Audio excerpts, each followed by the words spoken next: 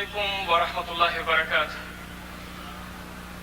I see mostly the youth in this session, which is very natural because the theme is addressed to the youth. So I just want to make sure that all of you have collected the copies of the Islamic Horizons, a long-awaited issue. You have an article by Dr. Hussein Nasir there, and some of the prominent Muslim thinkers in North America.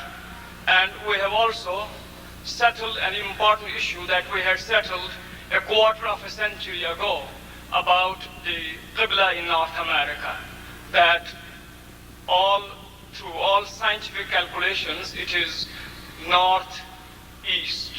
Somehow, some of the Muslims recently thought that they could make a new contribution by asking us to change our Qibla again.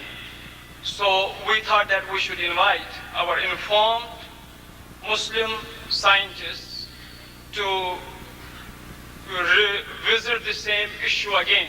So you have finally two major articles in this on that issue also. Please read it and publicize it and reinforce your confidence in your organization. It was in early days that Muslim Students Association finally settled this issue.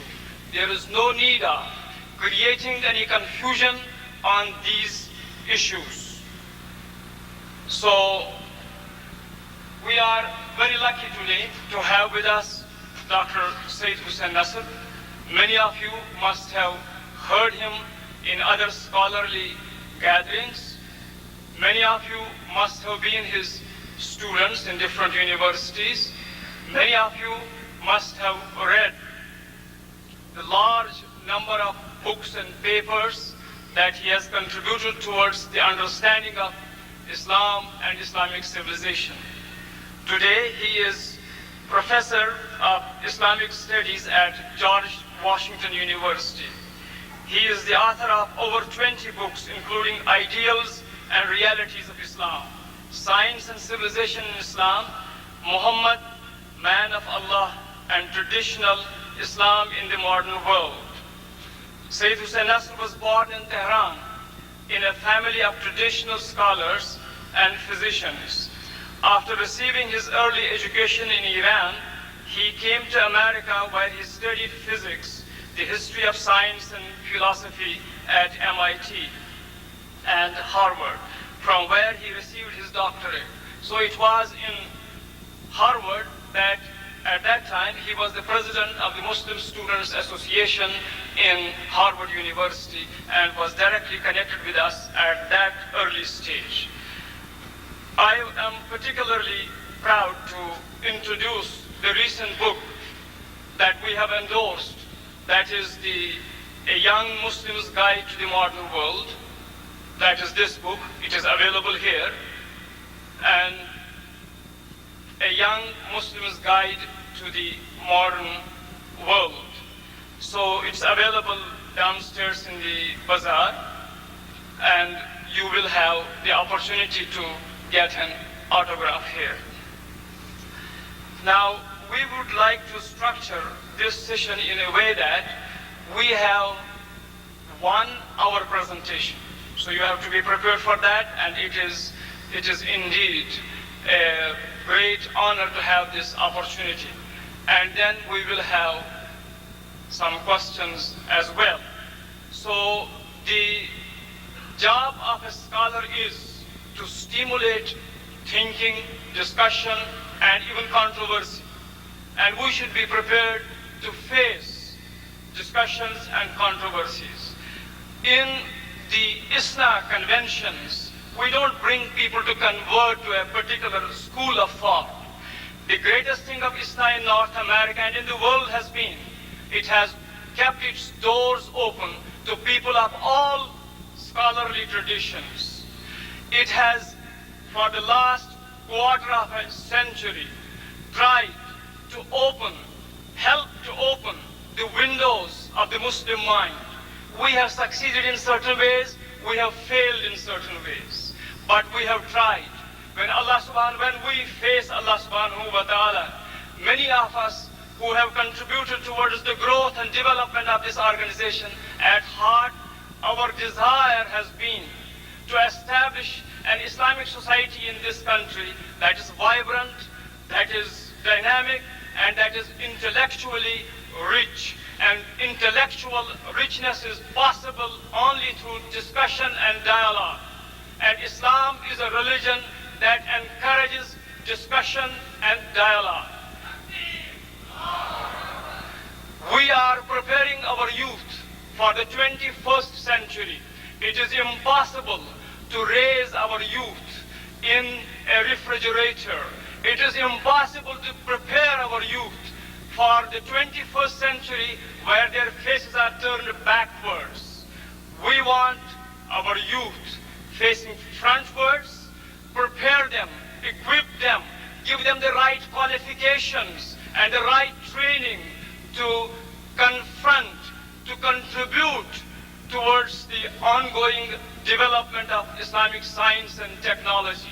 So without going into further details and helping you to be proud of the organization whose session you are attending today, and reinforcing your faith that in spite of the fact that I have taken the challenge to take the responsibility of this organization at a time when it has 1 million deficit, at a time when I know that some of the people that I have recently appointed, recruited, after about 2 months I may have to lay them off, without bringing home to you the fact that your organization, Islamic Society of North America, is an organization which has succeeded in the past, bringing together Iranians, Iraqis, Arabs, Malaysians, Africans, Indo-Pakistanis.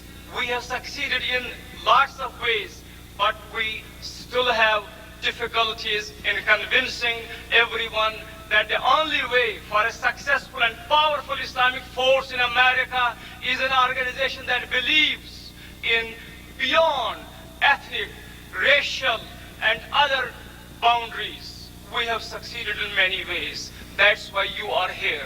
Perhaps you would not have been here. Perhaps there would have been several censors before bringing a person of this great eminence to speak to you.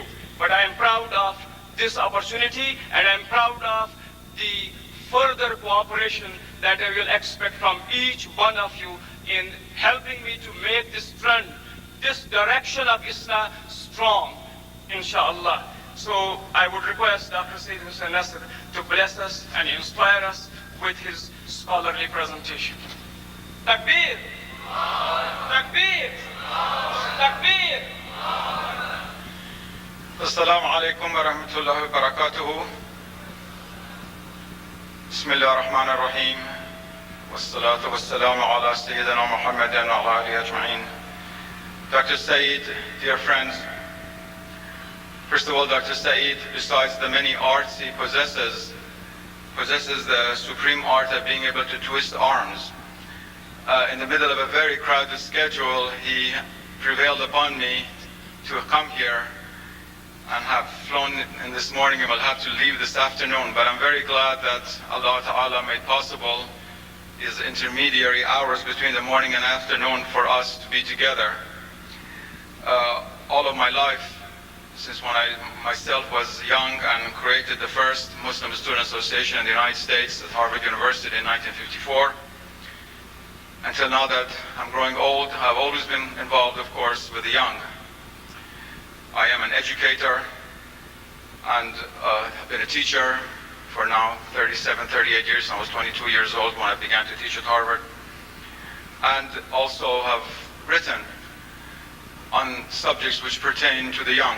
However, most of my writings are for people a bit older than those in high school and early college. They've tried to confront the deepest issues which threaten the very existence of Islam and Islamic civilization, and have not been easygoing for very young people, although many college students, including Muslims, are now reading them.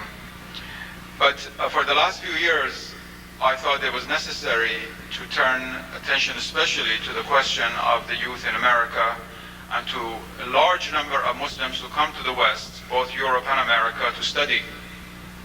I have been one of them myself in the 40s and 50s.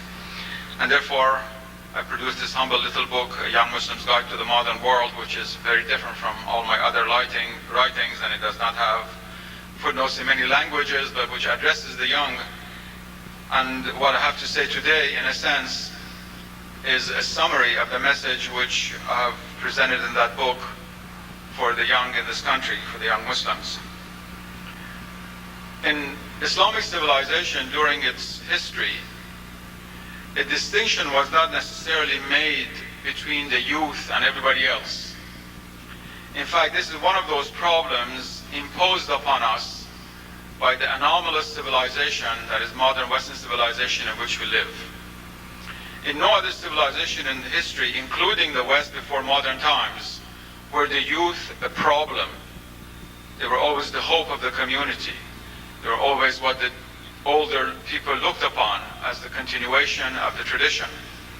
As you know, many parents in the Islamic world give birth to children saying that we fulfill our function because we produce now a reciter of La ilaha illallah. Nobody thought that they would produce young human beings who would not be reciting La ilaha illallah anymore, and that the question of youth would be a question of crisis, it would be a problem. But it has become so, and our young people in this world, in the Western world where they live, and especially in America, now that the Islamic community is part and parcel of the American scene, of course, in one way or another participate in these problems. How strange it is that, for example, the word teenager, which every parent in this room uses 10 times a day if they do have teenage children, is not even translatable into Arabic or Persian or Turkish or Urdu or Swahili or anything else. If you know a translation, please let me know. Because this is a special problem created in a world of rebellion, in which there's a certain age in which you rebel against the traditions, against the principles of your society. Today everyone talks about peer pressure which causes the young to do all kinds of things, from wearing strange clothing to using drugs and everything in between. Whereas in, of course, traditional Islamic civilization, the peer pressure was to follow the sunnah of the Prophet. And peer was in the Persian and Urdu sense of it, of the wise man, of the spiritual teacher. It was his pressure that, in a sense, guided people's lives. So we come a long way from that peer pressure to the peer pressure that every young person in this room feels going to this school or that school. So we are really in a very special situation. And the first thing that both parents, families, and children within families must realize are the dimensions and conditions of the world in which the young are now brought up. In a particular moment in the history of the Islamic community in America, in which many of the parents are first-generation immigrants from the Islamic world itself, where, let's say, if you came from Lailpur in the Punjab, you never thought of not praying, and it's very difficult for them to see their offsprings faced really with the kind of dead-end cul-de-sac that so many of the young are faced in making certain decisions, where the propensity to pray, to follow the Sunnah, to follow the Sharia, to follow the teachings of Islam are always offset by attractions in 1,001 ways. And this is a challenge which is unique to the history of Islam. Not that Islam never existed in alien atmospheres before, but because those alien atmospheres were very different. And it's one of the very first elements which many of us are not aware of.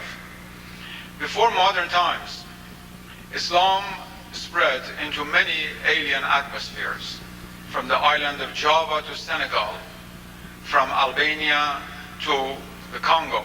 All kinds of different situations, ethnic groups, colors of people, languages, all over the world. In all of these situations, one of two situations held. Either Islam spread within a world in which there was a vibrant religion still followed by a large number of the indigenous people of that area, like Hinduism in India, like Christianity in Serbia. With all the catastrophes that have now gone on, we should always remember that case.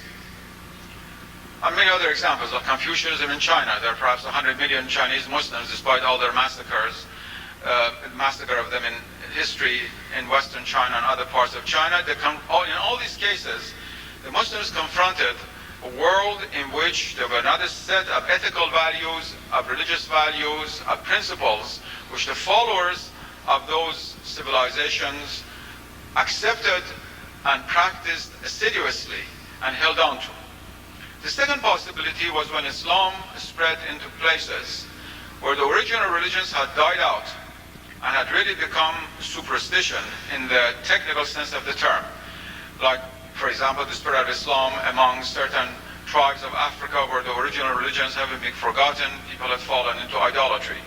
And this, of course, includes pre-Islamic Arabia itself. But in those cases, for the most part, the people, although worshipping fetishes, still worshipped. The Muslims were not confronted with the challenge of a human collectivity which had no interest in worship, in the transcendent, in ultimate values, in which the philosophical relativization of religion existed. This is a new challenge that Muslims face, especially those living in America and those who plan to live here permanently, as as Islam becomes part of the landscape in this country. In a society in which, on the one hand, you have extreme irreligion, on the other hand, very devout and pious people, in which, as I've said elsewhere, the line between family planning and murder is leading actually to riots and demonstrations from one city to the next, in which there are people who believe in God, who believe in absolute ethics, like we Muslims do, and those which relativize all religious ethics and try to, in fact, belittle the significance of the role of religion. Therefore, it is really a chaotic and extremely difficult situation, which at the same time, of course, poses immense challenges, which could lead to a creative new chapter in the history of Islam, inshallah. In such a situation, what is our youth to do? And most of my suggestions today address the young, but also the older generation to the extent that they are responsible for the young. Being Muslim parents, they feel that they're responsible for Allah Ta'ala, for what their children do. Although there's no better proof of the fact that in fact it is God who creates and not us. That we as men and women, as husband and wife, we bring a child into the world and we think it to be our own, and it develops in a very different line. We have no, in fact, command over its destiny, and therefore the ultimate responsibility is in the hands of God. But to the extent that we feel ourselves responsible, of course, what I have to say also addresses itself to the older generation. I believe that there are 5 important steps to be taken if the Islamic community in America is going to continue to be a living Islamic community and at the same time sink its roots in a society very different from that of an India or China or Nigeria or what it used to be Yugoslavia or other parts of the world. The first, and that's a very difficult first, is to be able to understand Islam and to present it above all forms of sectarianism. Let me explain what I say. No religion manifests itself in history without multiplicity of interpretations. God has created only one sun, S-U-N. But when it shines upon this world, it shines upon the trees and the ground and the water, and each of the reflections is different. So within every religion, there are differences of interpretation. And as long as the religious civilization is not challenged from the outside, those differences are both the sources of tension and the source of creativity. That is why the Prophet ﷺ in a famous hadith has said, the differences among the views of the scholars of my community is a blessing, it's a rahmah.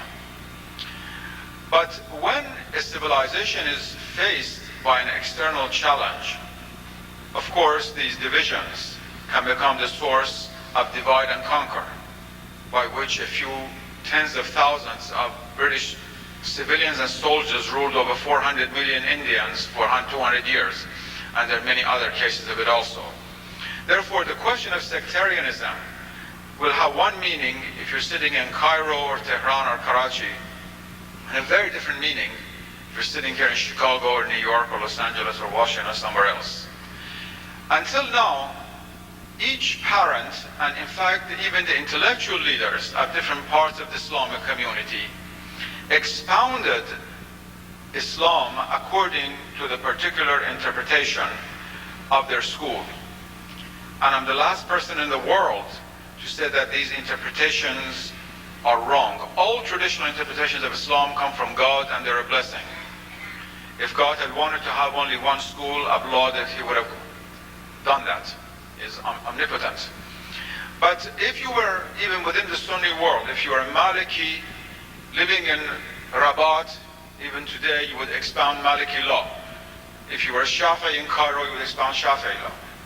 If you were Jafari in Isfahan, you would expound Jafari law. And Sunnis and Shiites, various schools of law, all of these different schools, and even schools of Kalam and philosophical thought, vied with each other, debated with each other, occasionally even fought wars, because religion was then very important.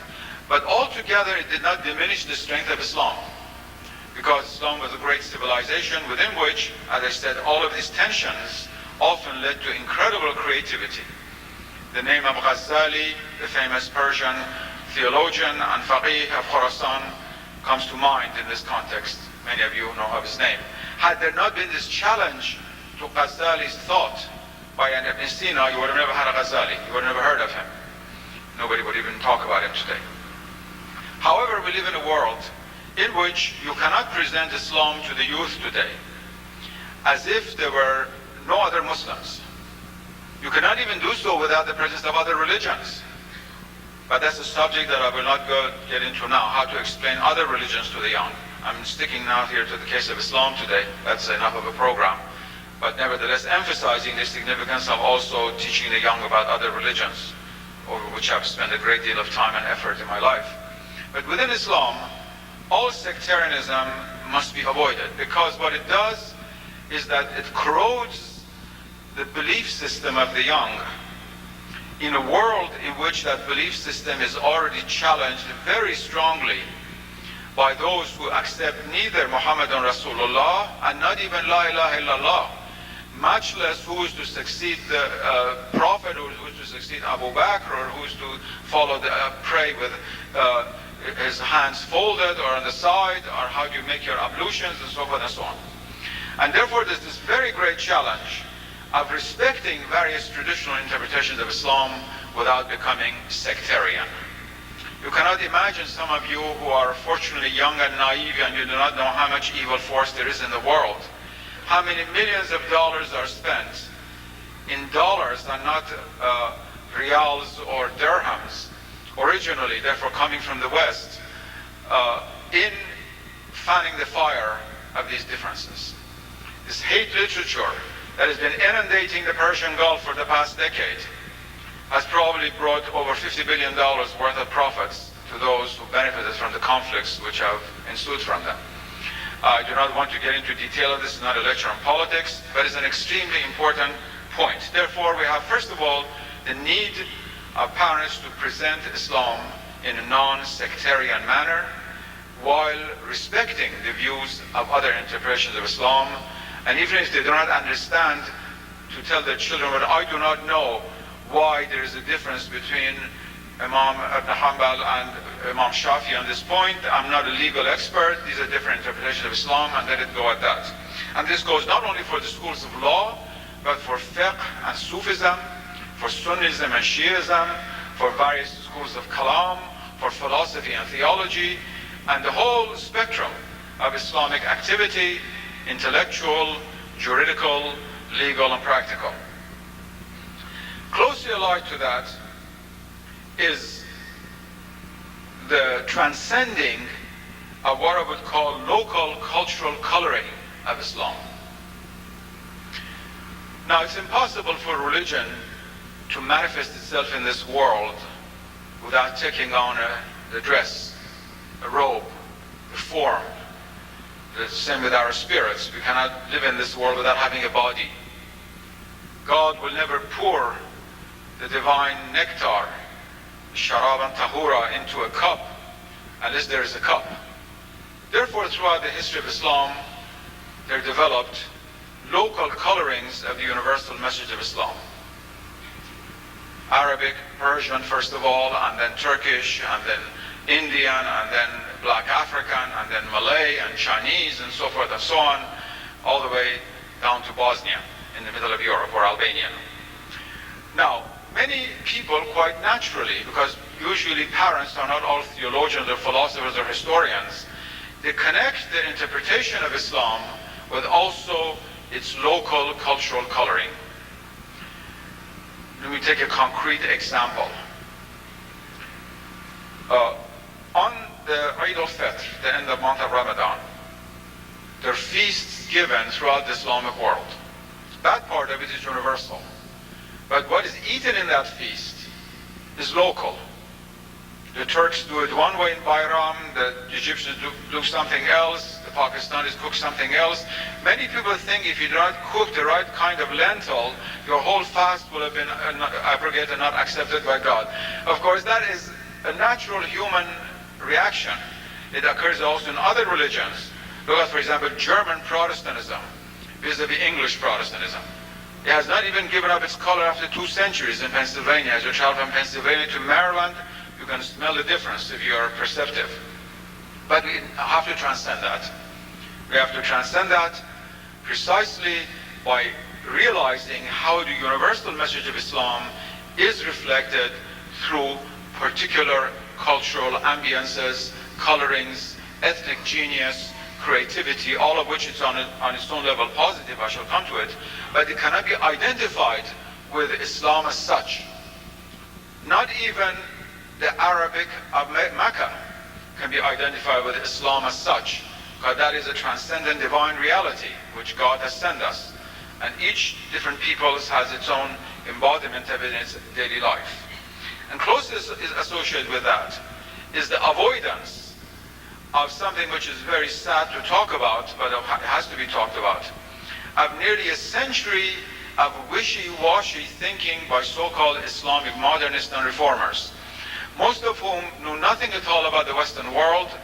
They all were people of faith. They loved Islam. I'm not criticizing that. But often what they say about the modern world is as if I were to write a treatise on quantum physics in Chinese.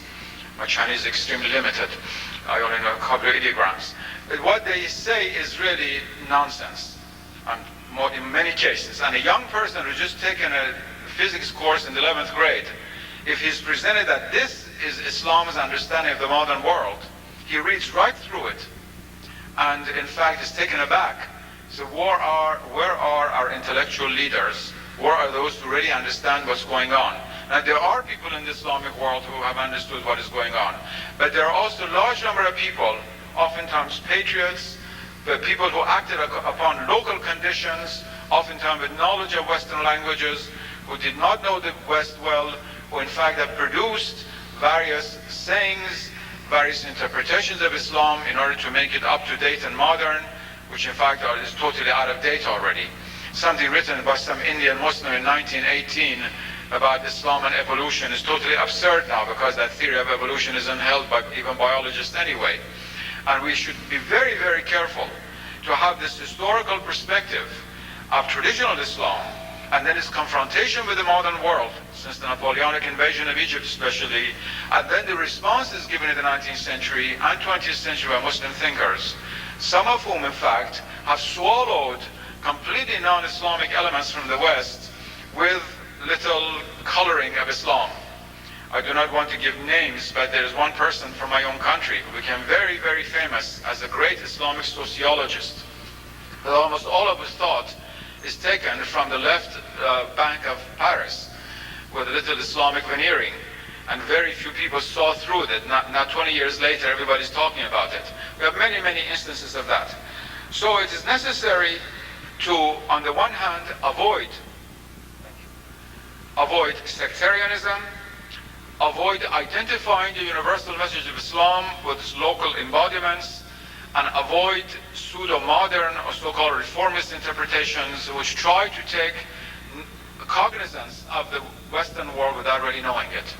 I'm not criticizing everybody, I'm criticizing those who have tried to reinterpret Islam without paying attention to the Sunnah and 1400 years of Islamic history, as if to connect themselves by a wire to the message of the Quran without the need of all the great scholars who for the centuries have interpreted Islam. This is the supreme form of pride, as if, as Jalaluddin Rumi said, the beautiful bride that is the Quran will lift her veil just before anyone.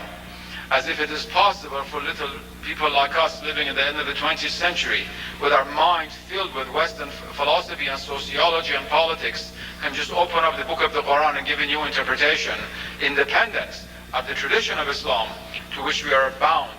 We are like human beings sitting on the branch of a tree.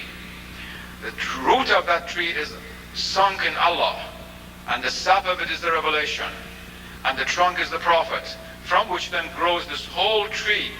And we cannot be connected to the root except through the branch, the part of the trunk, the main trunk, all the way down to the ground itself. There's no other way out of it. Now, this means the very difficult task of, on the one hand, understanding the various Islamic cultures and their richness, and on the other hand, trying to create an American Islamic culture. That is going to take some time. It is a very difficult task.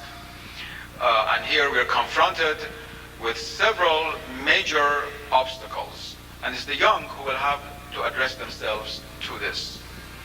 On the one hand, you have those Muslims who say, well, Islam is La ilaha illallah Muhammadun Rasulullah. Forms do not matter.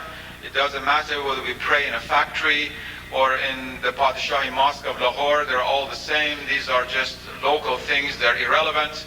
They do not understand that we live in the world of forms, and without the world of forms, we'll never reach the world of the essence. Without the surah, we'll never reach the ma'na. And that is why the prayers are form, and the fasting has an external form. It's not just an idea floating in the middle of the air. The making of the Hajj is a form. The Kaaba is a form. It's a particular place on the surface of the earth. It's not simply an idea somewhere. It's a particular place. And therefore, we have this group of people whom I think have rendered a great deal of disservice to Islam in the 20th century by relativizing all of the achievements of Islam on the world of forms, the cultural achievements of Islam. That's irrelevant for them. Then we have the other extreme, people who, let's say, I just use my own part of the Islamic world and will not say anything about anybody else, let's say who know Persian. I think there's no other culture in the Islamic world except the Persian, as if the Malays had no poetry, because I do not know any poet in Malay, and try to interpret the world through a very narrow interpretation of how Islam manifests itself, which has also led to nationalisms of the worst kind, which is tearing the Islamic community in the West right now. The battle that is going on in London between people born of Pakistani and Indian parentage, that is of the subcontinent, Muslims, and the Arabs. It's unbelievable. As if they already had conquered the world, like Genghis Khan, and were dividing the provinces among the children. They're themselves a small minority being torn apart by all the external forces, and there is this battle going on. It's a bit better in this country, but nevertheless, it is not totally absent. It's meaningless in this country to say, now this is a Pakistani mosque, no Malays allowed, or this is an Albanian mosque, no Persians allowed, and so forth and so on. We must be able to send and at the same time appreciate the great cultural manifestations of Islam. And that's an art which children will have to learn, and the parents have to teach them. The parents are in a very difficult position, because for many of them, the cultural forms of present-day American society are not like the Indian sari which Islam took over, added the upper part, covered the head, and since the head in Persian is called sar, it became known as sari. But perhaps 90% of Indian Muslims don't even know that the word sari is a Muslim word. It's not Sanskrit, it's Persian. But there was the possibility of this transformation. Whereas, of course, the parents cannot understand many of the so-called cultural forms in the society. And this society is not like that of India or China or Africa. It itself sheds its forms every few years.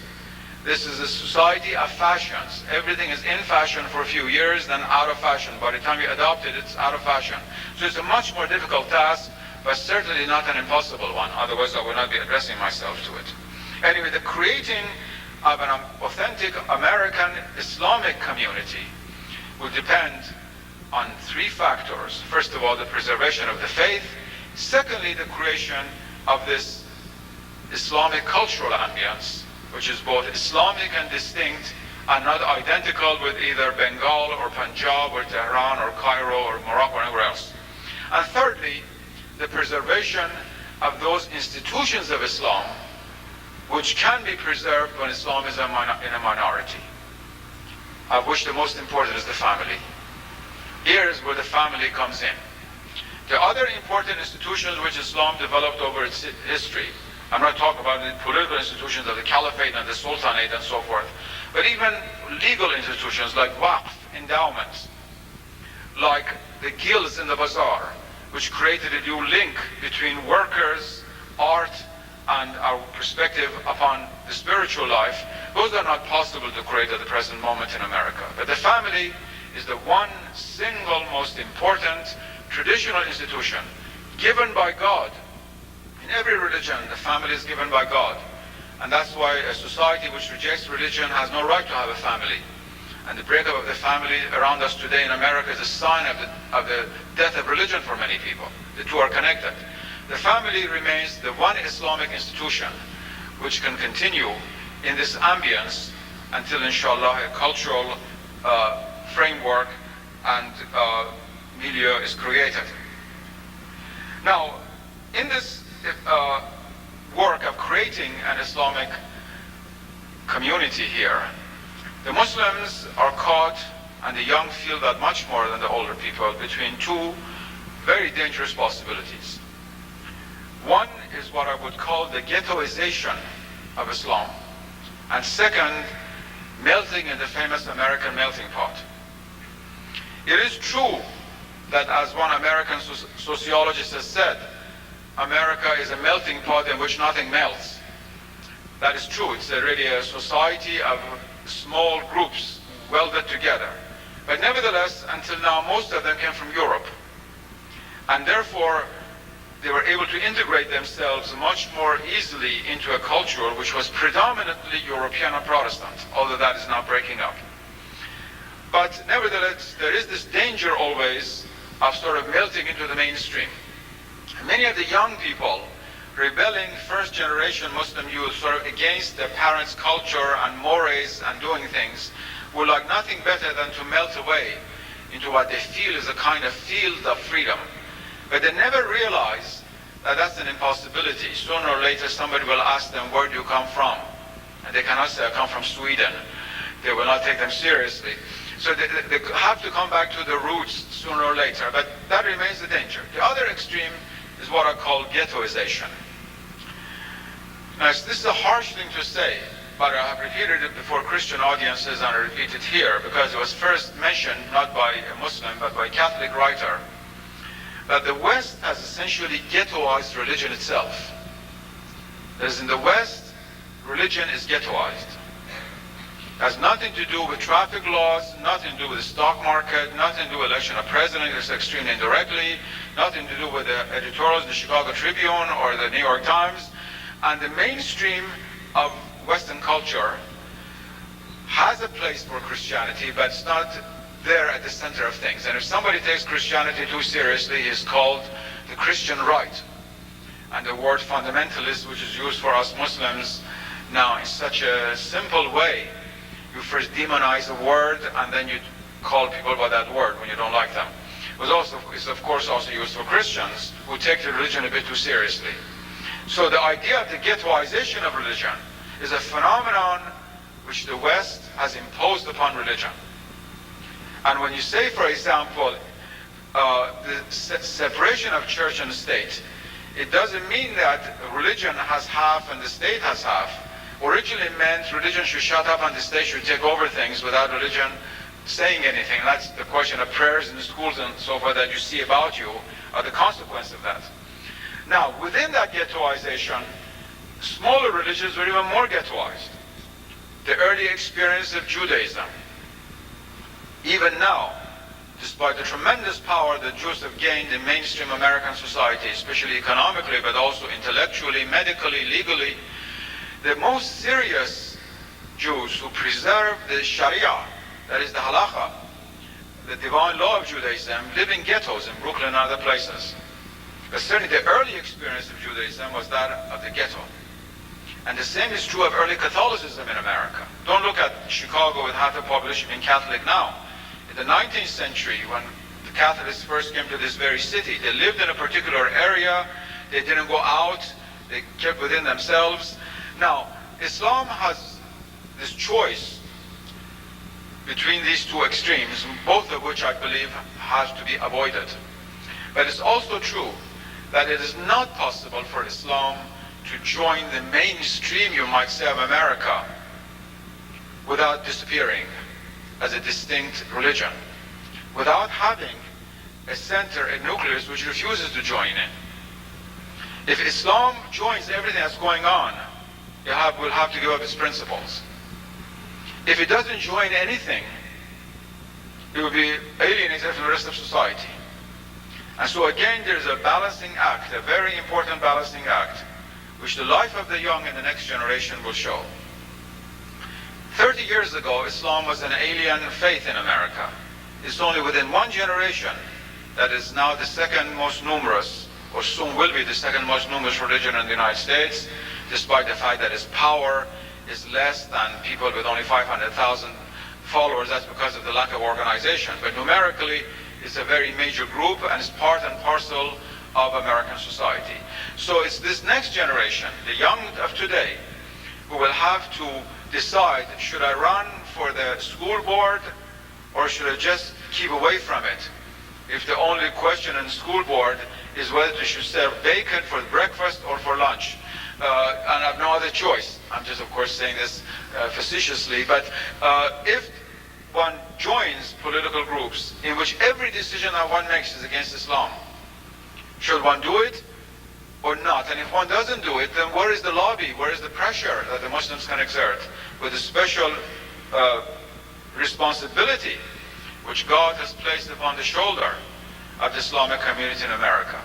That the sages alluded to something about the fact that if this conference were to be held in any Islamic country, Malaysia might be the only exception, some of the speakers would not be here. It would depend whether they knew the Deputy Minister of Information or not, whether the last book was appreciated or not, and so forth and so on. You all know what I'm talking about. So the fact that we have this freedom, this is a great responsibility. So if we do not participate in the mainstream, it also means, in a sense, relinquishing a very, very great responsibility which God has placed on our shoulders. So this, again, is one of those very difficult dichotomies, which I believe that with the help of Allah Ta'ala will be solved. But nevertheless, it has to be first understood. We first have to understand. And my whole goal is to bring out the issues so we can understand them. The solutions are not going to come immediately. They will take a whole generation. Now, there's a second field in which effort has to be exerted. This is very important for our young.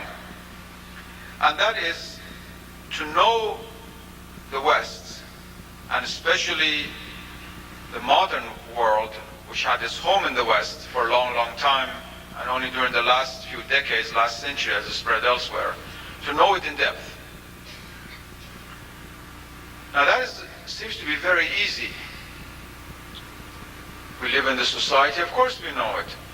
But knowledge is always based upon a perspective.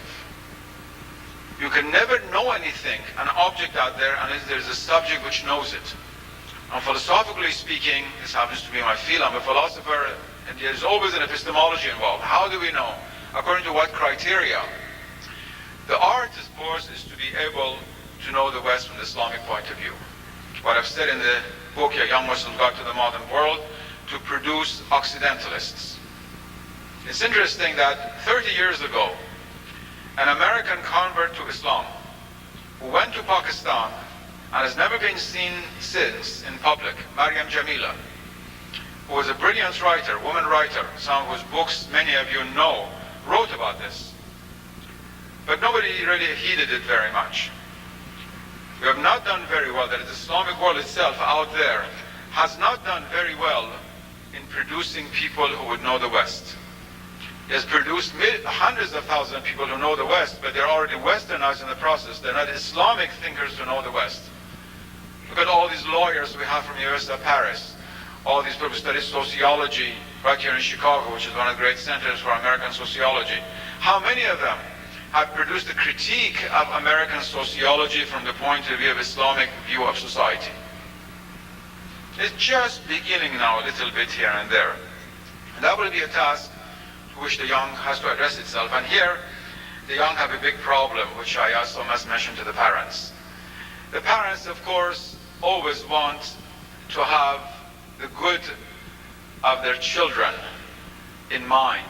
They think of the verse of the Quran, خَيْرُ الدُّنْيَا وَالْآخِرَةِ, the good things, bounties of this world and the next.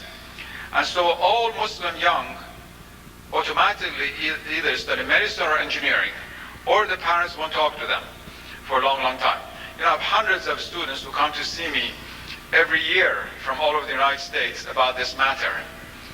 And oftentimes they tell their parents, look, so-and-so is a professor, a very famous person, he went from the field of physics to philosophy, why can't we do that? The parents will say, keep quiet, you're not going to be like him, you're going to be a third-rate person. Go to medical school, otherwise you cannot have any lunch.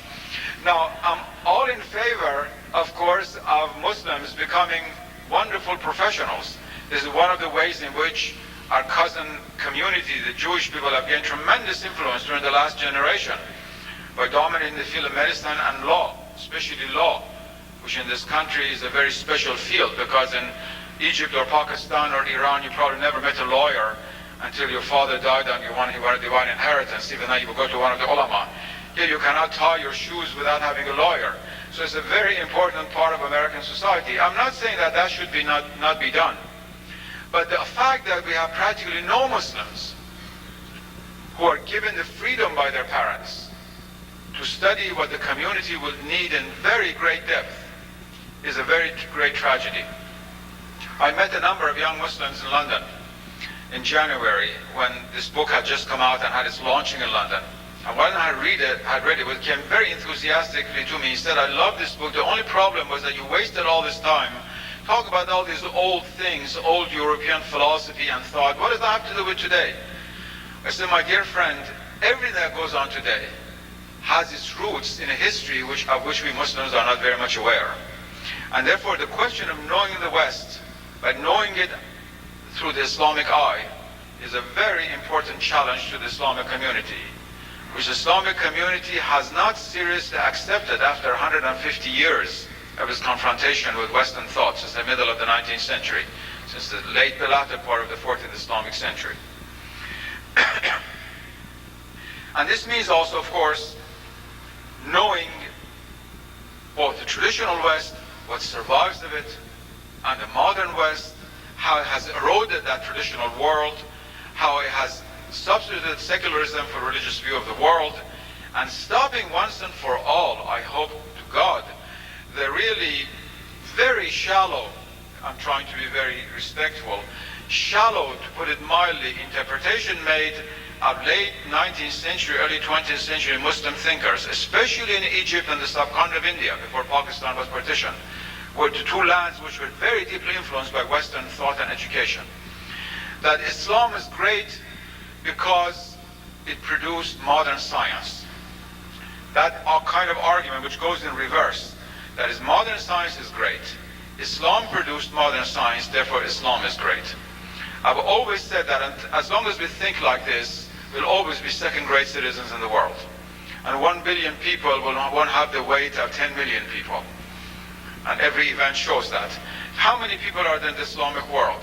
who say, oh, Ghalib is a great poet. I'm using Urdu examples because there's so many people in the subcontinent here. Ghalib is a great poet because Mr. John Smith at Oxford said he's a great poet. Who is John Smith to tell me that Ghalib is a great poet? This kind of thing, which in a sense is part and parcel of the weakened and enfeebled point of view which many of us entertain, this is has to be overcome. It will be overcome probably by the young generation in this country, to some extent in England. Muslims in France and Germany are in a much more difficult situation. Those societies keep them really in the ghetto physically. It's very hard for a Moroccan intellectual in Paris to really get into the mainstream. But here it's easy. And I think it will be here that this will be done, inshallah. And this will mean also providing a map for the rest of the Islamic world of the meaning of the rise of secularism, of religion and anti-religion, the forces which are behind the agendas that go on. Why is it that the Sheikh al-Azhar, who a month ago gave this edict about the Cairo Conference on Population, was not really able to get a report from us sitting here as to what was behind this agenda? Why? Because we weren't interested in it either. We had to wait for the Pope to make this declaration on this one issue. The Muslims and the Catholics meet together. The Sheikh al-Azhar or some other great authority, the Mufti of Syria or someplace else, they do not have access. Whereas, of course, the young Muslims here, especially those who go to higher education, have the access. And that's the second important task to be performed. The third, which is also gradually now becoming known, is the role of Islam in Western civilization. The young in America are always attacked.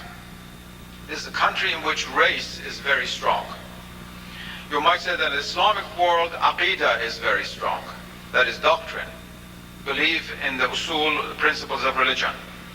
In the West, and especially in America, race takes the place of that. Here, people are very fuzzy about doctrine. You can almost say anything. Unless you deny God, you can even be a priest practically. You can deny the virgin birth. You can deny the Bible was the word of God, written by a couple of Greeks 50 years later, anything. But you can still be a minister or a priest. In the Islamic world, we are very, very, you might say, meticulous and assertive about the boundaries and meaning of aqidah, of doctrine. But we're very open-minded about race.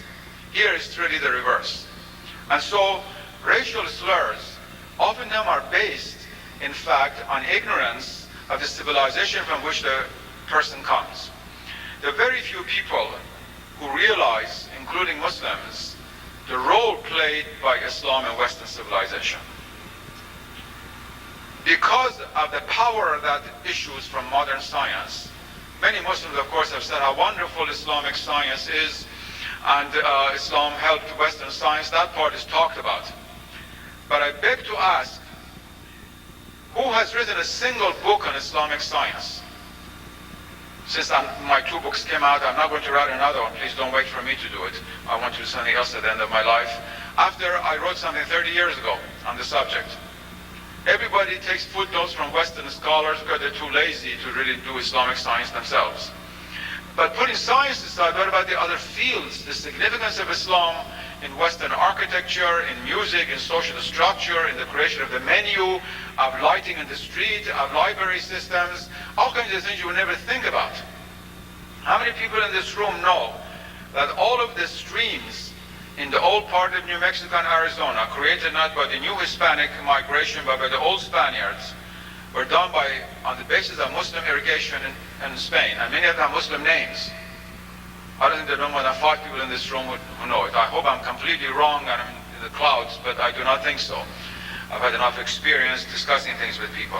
So we have a major program ahead of us, which again is a challenge to the youth here in America, and that is to know the Islamic contribution to Western civilization. You should learn that there is no such a thing as Judeo-Christian tradition. This is an invention since the Second World War because of the terrible tragedies brought upon the Jews in Germany. Horrendous. Which Islamic civilization never performed, but for which it paid a great deal later in the question of Palestine. But it is possible to speak about Judeo-Christian Islamic tradition. Those are the 3 children of Abraham. It is false to say Abraham had 2 children and just remain mum about the 3rd. And that is gradually changing, but it needs a great deal of work to be done. That is, the mainstream of the United States has to realize that Judaism, Christianity, and Islam are really sister religions within a single spiritual universe. It's not Judaism and Christianity on one side and Islam on the other, which is a picture everybody's trying to paint, because it's to the favor of those who wield the power in the media and who sell arms and do all kinds of other things. Now, my time is drawing to a close and I want to conclude. The 4th important task which the youth face, and which has been begun by the generation before, fortunately, but there's still a great deal to do, is the resuscitation of the whole of the Islamic tradition in a contemporary language. In fact, even converting English and possibly French into an Islamic language. You might be surprised, how is that possible? Look at Bengali. Before Islam went to Bengal, in the 7th Islamic century, 7th and 8th centuries, the 13th and 14th Christian centuries. Of course, Bengali is a Sanskritic language. It was actually the language which expressed the ideas of Hinduism. Now there are 100 million, more than that, Muslim Bengalis who speak Bengali. Bengali is impregnated by the ethos of Islam, of Persian and Arabic poetry, of the images drawn from the Quran and the Sunnah. And nobody would say that Bengali is not an Islamic language. Such a thing could possibly happen for English. But of course, it needs people who can write in English, who can express Islamic ideas, images, even the art of writing in the English language. And that has begun and inshallah will continue. But more than that, it also means to be able to interpret then the Islamic tradition to non-Muslims in America and Europe. There's a very good example, which I think is not that old, and so we can remember. Up until the 12th century of the Hijrah, the 18th century, the main Muslim language of India was Persian. It was not Arabic. Everybody spoke Persian. 90% of all of Indian Muslim history is in the Persian language. When the British began to clamp down on Persian, to destroy the Persian language, which was the policy of Lord Curzon and the Earl of Cromer on the letters that they wrote to the British Crown, we have the evidence. Persian, of course, began to decline. The Waqf was taken away, teachers were taken away, it began to decline. And so the Muslims of India thought what to do. And it's at that time that Urdu began to rise as an Islamic language. How much do you have in Urdu in the year 1700? You can all fit it in my pocket, just a few poems. It's actually after that period, in the 18th century of the Christian era, that the Muslims of India took up the challenge.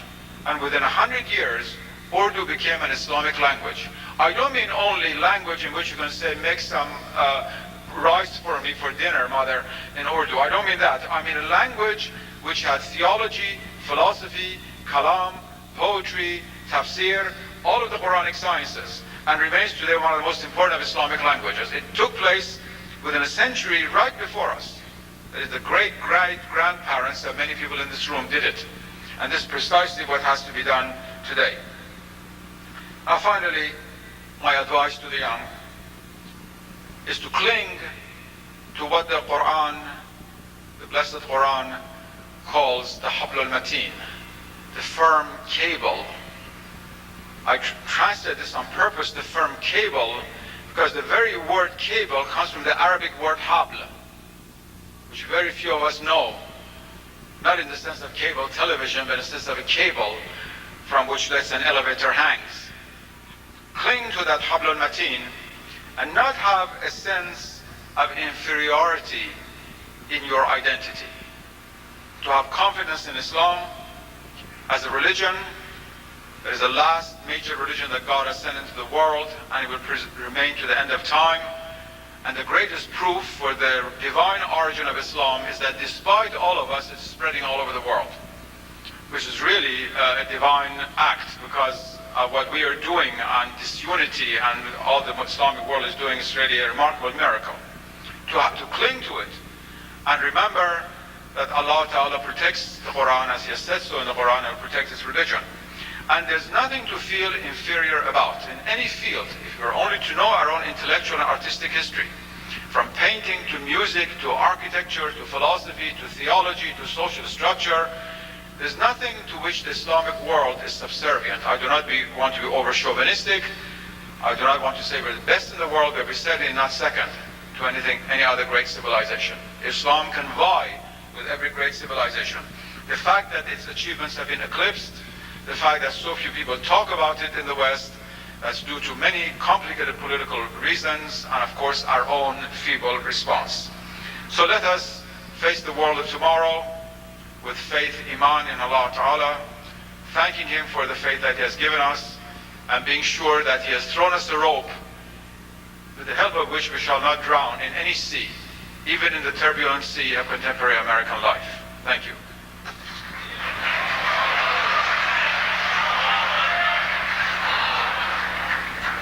Thank you, Dr. Sayyid Hussein Nasir. We have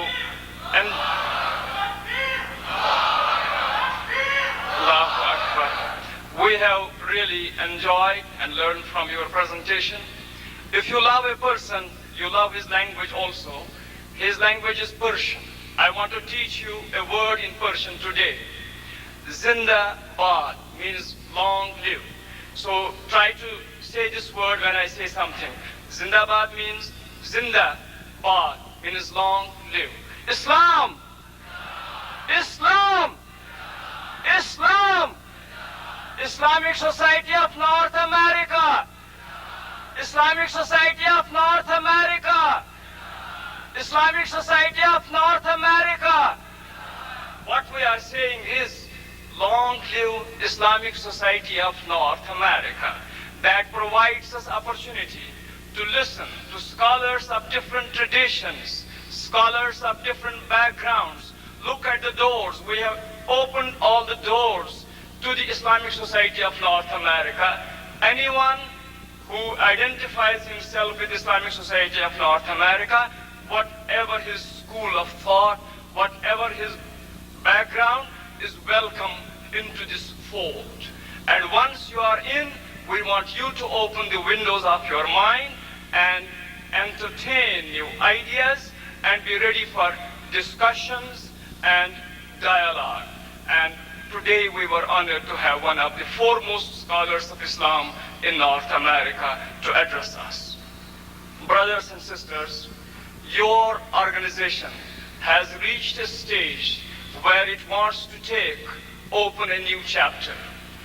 We have had 10 years of emphasis on our chapters, on the grassroots. This has been a period of prosperity and development. That is, we have been able to develop about 1,400 chapters all over US and Canada. Most of them are associated with the umbrella organization that is Islamic Society of North America. But during this time, we have failed to provide the charisma. We have failed to provide the leadership.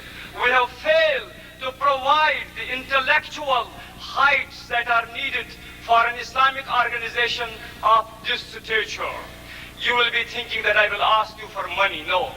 What we have failed to attract is the leadership that would qualify to provide that kind of charisma and that kind of stature that would lead the Muslims in North America towards greater heights.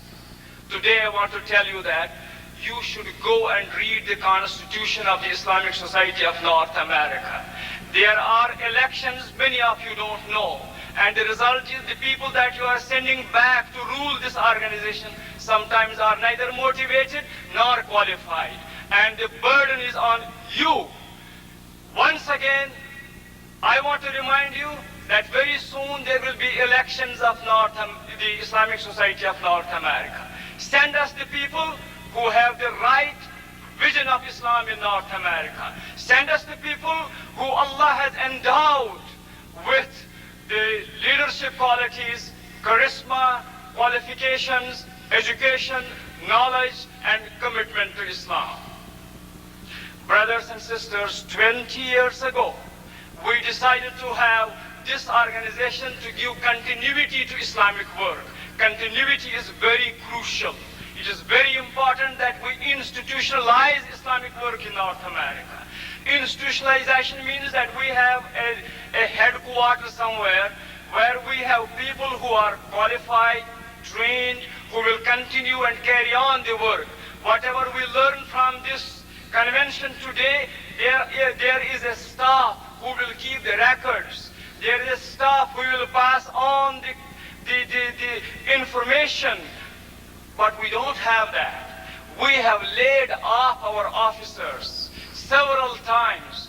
The people who ran last year's Constitution Convention, they are not here today. So I would like to introduce three important things that we have recently developed. For your information, we won't have a gathering like this again. First is that within the Islamic Society of North America, we have established recently ISNA Development Fund to help this organization to get it back from the bankruptcy in which it has gone because of the mistakes and the bankruptcy of leadership bankruptcy in the past. This is Islamic Development Foundation. The purpose is to have a permanent endowment to get involved in raising financial resources for this organization, make it independent of any government or any group or any vested interest, so that in a fuller scale, it becomes the representative of you and myself. It becomes the representative of the Muslims in North America. Brothers and sisters, we acquired a land, 124 acres, 20 years ago in Plainfield, Indiana. We had at that time dreamt that this headquarters of the Islamic Society of North America will become a campus, an educational center, Islamic teaching center, a printing house, a publishing house, a center for the training of the youth. It did not happen because we were not able to generate enough interest in the people in North America. And the result was it is a deserted area. We have recently come up with a project to establish within Indianapolis.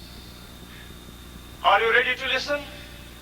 The Islamopolis is a small village which will be in Plainfield, Indiana, where we will be able to establish living quarters for the generation of the Muslims who came here and now seek retirement. These are retirement quarters for Muslims who have worked for the Islam in America, who have contributed towards the Muslim community in North America and would like to retire. This provides an ideal, congenial environment for Muslims who have reached that age. Please take a brochure of the Own a Home in Islamopolis. Islamopolis, Indianapolis, Indiana. That is the headquarters of the Islamic Society of North America. Once again, I will give that slogan. Islam! Islam! Islam! Islamic Society of North America! Islamic Society of North America! Islamopolis! Islamopolis! Islamopolis! Please try to read the proposal, the project, and fill out the information. And help us to identify people like Dr. Zikri. I want to identify Dr. Abdul Khalik Zikri, who is sitting over there. Dr. Abdul Khalik Zikri. He was invited to attend this conference in Egypt, but he refused to attend that conference. He is one of the foremost Muslim demographers and has worked in UNESCO and United States and UN in the past. So he has received the invitation to be part of the conference in Egypt because he thought that he knew that this conference is being exploited to promote the condom culture in the Muslim world, he rejected to do that. He has recently retired, so he would like to live in a city like Islamopolis, Indianapolis, Indiana, the headquarters of the Islamic Society of North America. We have been, brochures are going around. If they are not there, please ask for them from the volunteers. There is also a questionnaire. Islamic Society of North America has recently purchased a slaughterhouse in North Carolina. This slaughterhouse is USDA certified. That is, it is recognized by the United States Department of Agriculture. You are invited to visit it and see with your own eyes how the slaughtering is done according to the Islamic requirements.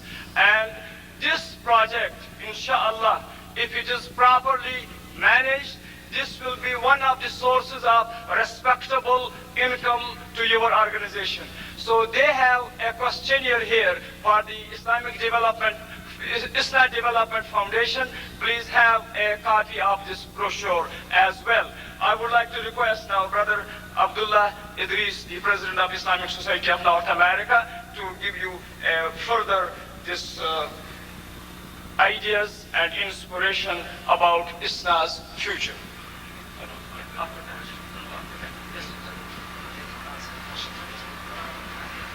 Okay, we'll take one question from here and one from there. Why don't Dr. Qureshi? Yeah. Assalamu alaikum. My name is Zafar Mirza. I am from Silver Spring, Maryland. First of all, I want to thank Brother Zikri for a very illuminating speech and a presentation. I think Brother Hussein Nasir, we really appreciate taking time out of your busy schedule and coming over here, because I think what you have told us today, it was needed that somebody should come and let us know about it. I've got a very brief comment, and then I've got a question for you about the conference on population and development. My comments are that it's really very ironic that America has ghettoized religion, in spite of the fact that this country was based and populated and formed by the people who left Europe because of the religious persecution.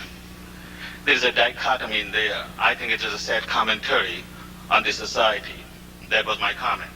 My question is, if you see the conference which is going on in Cairo from 5th of this month till 9th, and it's called as the Population and Development Conference, it doesn't matter how glossy and how sophisticated the term is, it is still a plan of the neo-colonialism by America. What they are planning it is for the third world countries. What they are trying to do is castrize the Muslim population. If you read the recent edition of EIR, which is the Executive Intelligence Review, that's exactly what it is talking about. I request you to shed a little more light on this hidden agenda of the European countries, which is under the name of the Population and the Development Conference, because I don't think it is there any development. Because if you see some of the countries who have refused to participate in this conference, they have already been intimidated by the superpowers. And I think this is not going to stop, it's going to go further than that. I'll appreciate your comments on that.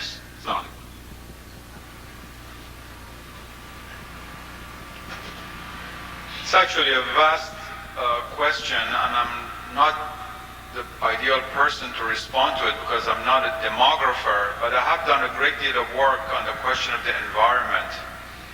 Many people who really do not have any ethical principles and do not believe in religion, who nevertheless like to live in this world because they don't believe in another world, in peace with nature but without God.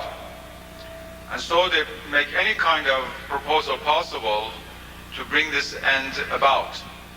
And the question of the present population conference, the questions posed by the present population conference in Cairo, are precisely along the line of a worldview for which the origin of life is not sacred, in which promiscuity, religiously speaking, is meaningless, and many other things which of course are anathema to the Islamic and also to the authentic Christian worldview. I do not believe that people began with these propositions and then tried to create the agenda on their basis. They began with the idea of what can we do to limit the world population outside of the Western world, which leads a kind of life in which it is impossible for people to have many children anyway because they want too much. They want a kind of freedom which is against childbearing. To try to limit the world population and also, of course, the impact upon the environment. I think that is definitely there, and that's why it's too bad and very sad that within the Islamic world, open discussions of these issues have not been allowed in many Islamic countries. What is your question? Go ahead. Yes. Assalamu alaikum. I'm from Lansing. My name is Asrullah Khan, and I am pleased to say that I have benefited by reading your books. However, I have come across certain controversies that have dragged your good name. I'm referring towards Fritz John's incident. And if you feel that you could address that, since your name was dragged into this controversy, if you feel that it might serve good even for the book that you've written for the youth, I'd like you to address that problem. Thank you. Assalamu alaikum. When a dog bites your leg, you don't go back and bite the dog's leg. It's not my policy to respond to people. All of his accusations are based on calumny. A man like, I don't want to mention names, that people have been writing these things, and I just want to say that, as he quoted in Persian, I'll quote a wonderful Persian proverb, Jawab ablahan khamushist. The answer to the ignorant is silence.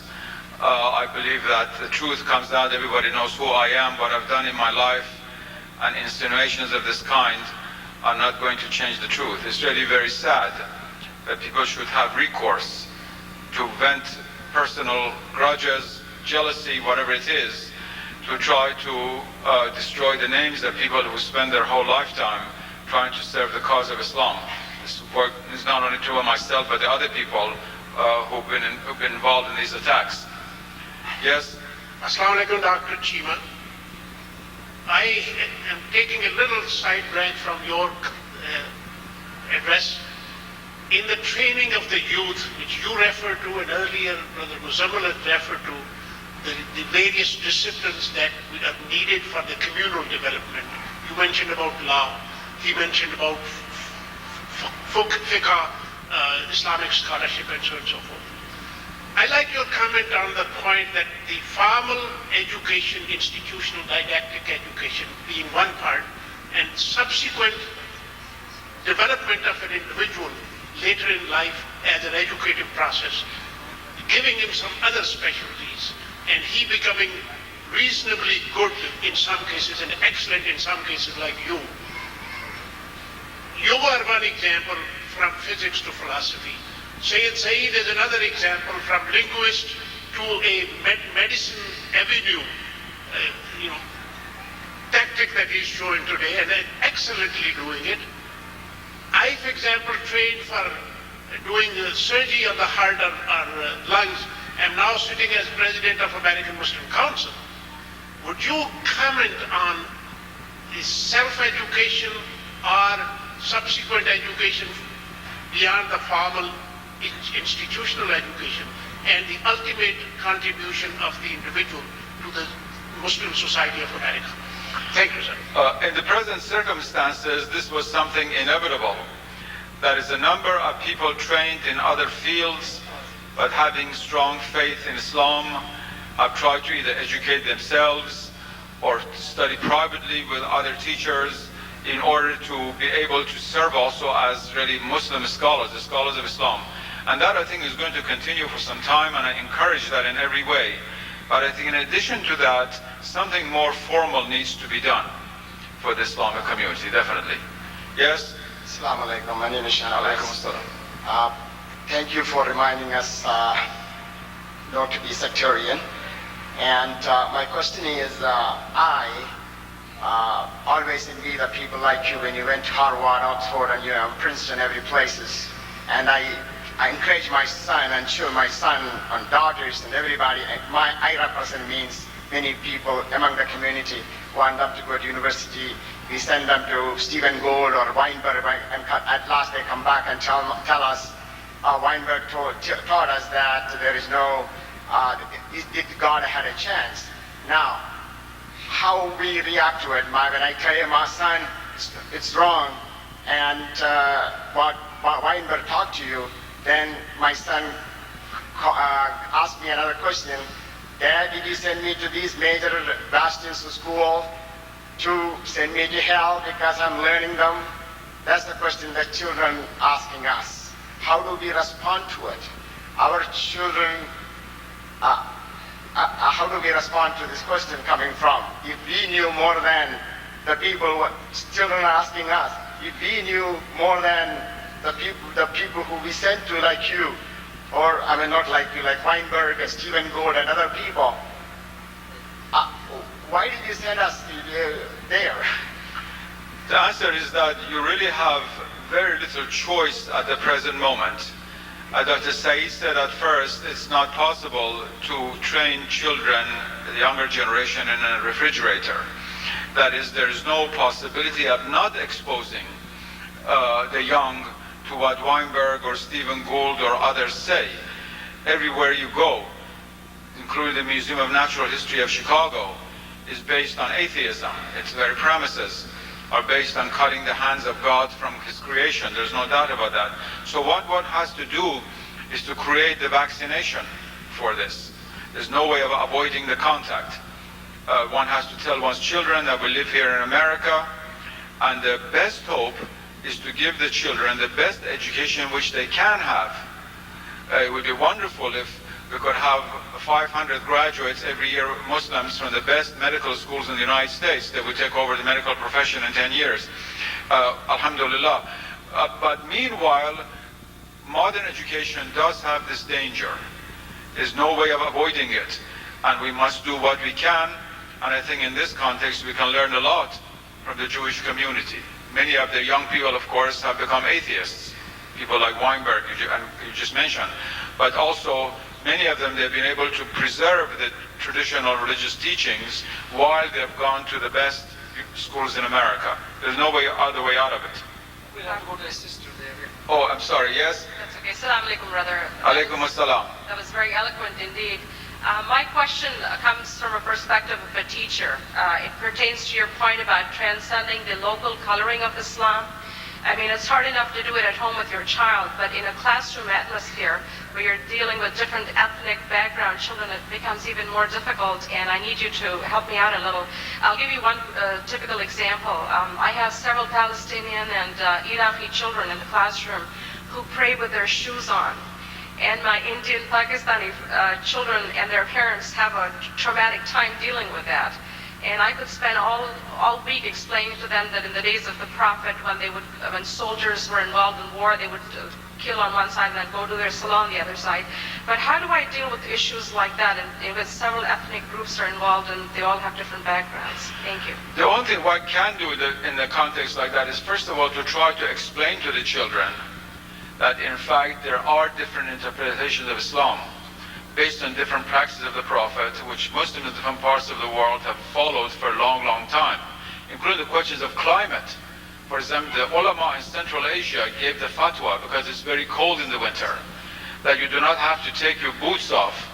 You usually wear a thin boot made of leather inside the shoe. You can even make your ablutions on top of that, because otherwise you would freeze to death, which would not be the situation in Gujarat or someplace like that. And so these various interpretations, as long as they're not locally made and have been based upon the fatwa of ulama over the ages, different students should respect. There are all different ways of interpreting the sunnah in different climates. And since these children come from different families, they've just simply preserved the family tradition. So it's okay to just let them do that in America, now that they live here? Yes, for the moment, because let them do what is convenient for them, what they identify as Islam. Even if it's the question of wearing shoes, of course, which most schools of law do not accept, but I know some schools do.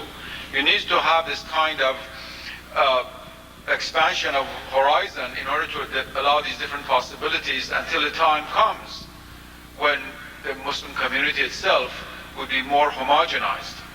Today, to try to homogenize it by force, by imposing only one type of practice upon it, I think would be very wrong. Thank you very much. I think it's your turn, yes. I think we should stop the question and answer soon, but I'll take a couple of more questions. Because, yes, these last two questions. Yes? Assalamu alaikum. Alaikum assalam. In your lecture, you mentioned that we need to approach the different disciplines that exist in the universities from an Islamic perspective. For young people going to university who do not have a background in Islamic studies, how and where can we acquire the necessary knowledge, the framework, the references in order to approach these disciplines from an Islamic framework or perspective? I didn't understand his question. I didn't quite I didn't understand the last sentence. You mentioned that when people go to the present educational system, they become westernized. They adopt and see things through the Western viewpoint. So where does a Muslim growing up in this society acquire an Islamic viewpoint? And how can you do that? Is there a different place to go, another country to go to, a certain program of study to follow? Yes. Well, first of all, we do not as yet have an Islamic university system here. And even if there are a couple of small places like the college here in Chicago, they're very small and they cannot cater to the needs of all Muslims. We do not even have Islamic high schools. There is an Arab Academy in Virginia and one or two other places. And we don't even have Islamic elementary schools.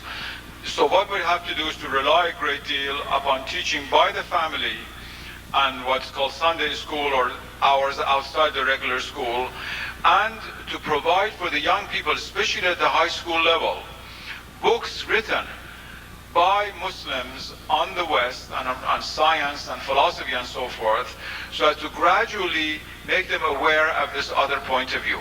Ultimately, the young in university will have to wrestle by themselves. There's no doubt about that. But at least if one can do it up to the university level, with the help of the family, with small study circles, which some places have done, bringing, let's say, boys 16, 17 years old, juniors and seniors, a dozen of them together once a week to discuss theological, scientific, philosophical problems from the Islamic point of view, would give some kind of a preparation. But until there is an Islamic educational system in this country, this is all that can be done. This is the last question I will take because our time is up. Assalamu alaikum. Alaikum assalam. I'd like to thank you for giving one of the most eloquent and substantive speeches I've ever heard in my life. And it was, like I said, substantive more than rhetoric that I usually hear. And I'd like to ask a pledge from you, number one, that even though you're an academic, that you continue to come to these sort of events and to participate in more of these kind of functions, even though you have a very busy schedule and you are also head of the humanities at George Washington University. So I ask that, number one. And number two, I'd like to ask the people who are running ISNA to continue to invite scholars who have legitimate substantive knowledge, such as Professor Nasir. And I'd like to see that pledge right now, by the way. I'd like to hear you say, yes, we will do that. I'd like to see him next year and the year after. I'd like to see you invite other scholars who teach at the universities across the country who don't normally come because of politics, because of inability to communicate with the masses. And I think it's your responsibility to bridge the gap between the community and the academic scholars in this country. Thank you. I'm still waiting to hear a pledge, please. Well, the yes will have to come from him. The no will come from me when he invites me next year. Thank you. But in all honesty, inshallah, Allah Ta'ala will give me the energy to do all that is required of me. But I just received, I was telling a friend this morning, a telephone call from the new Minister of Education of Bosnia, telling me to go for 1 month to Sarajevo to set up the new educational program. From there all the way to Kuala Lumpur and Jakarta, there's so much demand upon my time, and I'm only a humble human being. I do what I can. But certainly I will try my best, inshallah, if there's another ISNA meeting next year, which I'm sure will be, and I have the health and God gives me the possibilities, I shall try to do so again. Now, there's one last question which was sent to me actually in written form, which is a very important question by one of our very gifted and pious sisters, Nora Durkee. which I want to answer and conclude with that. She says, committees, organizations, and bureaucracies are destructive of creativity. How right she is. How can original solutions be found inside of a monolithic organization? They cannot. And I'm glad that Dr.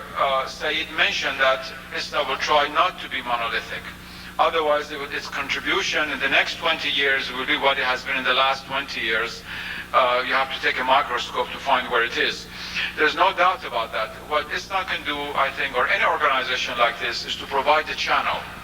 All creativity comes from the mind and the heart. It comes from the individual. And one should not expect the organization, quad organization, to do creative thinking and creative knowledge. It can only provide the means, allowing for different voices to be heard, which is extremely important. Not being monolithic, not being afraid of people saying different things, and providing the audience, the publications, and other ways for different voices to be heard. I think I will stop here because I will be signing, autographing some books for those interested in the Qazi publication desk downstairs of Islam and the Product of Modern Man. Did you want to say something just to conclude? Yes, you're standing stubborn. I don't have a question, I have a comment. It'll take only 10 seconds. It's very important that I do make this observation in the comment. My name is Mohammed Rumi. I am very delighted to see this very innovative concept of the IDF, and I support it fully.